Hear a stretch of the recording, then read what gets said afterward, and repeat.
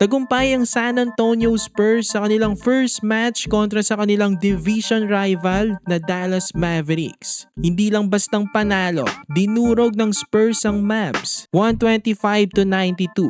Nagtala ng 40 points si Wemby. Ito ang bagong franchise record for most points sa season opener ng Spurs. Meron pang 15 rebounds, 3 blocks at 70% shooting mula sa field. Itong alien ng Spurs. Sa nakita nga nating performance ngayon ni Wemby, mapapaisip tayo na kapag na-develop palalo ito at pumasok na sa kanyang prime, manganganib siguro ang buong NBA sa future.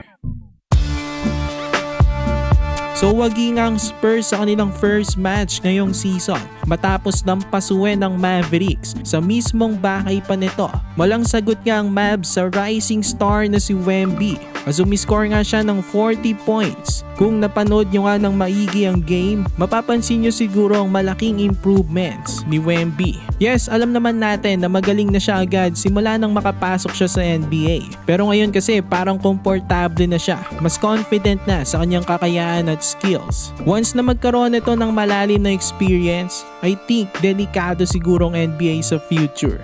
Tignan nyo naman paano mo pipigilan ito, 7'4". Tas ganyan kabilis at ka-athletic. Si Anthony Davis na yan isang terrific na defender. Ginagawa lang asintahan ni Wemby. Dinadakdakan pa ng walang kahirap-hirap ang one of the best rim protectors sa NBA na si Dereck Lively. Tas parang point guard pa ang kanyang handles at shooting. Paano mo pipigilan yan? Ang nakatakot pa nga dito kay Wemby ay wala pa siya sa kanyang prime. It means may i-improve pa ang kanyang game sa future. Pwedeng konting improvements or malaking improvements. Only time will tell. Wala pa talaga tayong nakita na player na ganito. Kaya nga alien ang tawag sa kanya. May mga kaya kasi siyang gawin or madali lang gawin para sa kanya na hindi kaya ng mga ordinaryong tao o players. Ang kagandahan pa ay napunta sa isang maganda at well-respected na franchise itong si Wemby. Ang Spurs nga ay kilalang kilala sa kanilang dynasty noong 2000s. So swerte itong si Wemby and I think ganun din ang mga Spurs fans as nagkaroon na naman sila ng pag-asa. Posibleng makabuo na naman sila ng dynasty. Di lang naman ang freakish alien na si Wemby ang kanilang maaasahan. Marami pang mga talented young guns itong Spurs. Tandaan natin, puro first round picks itong team na to.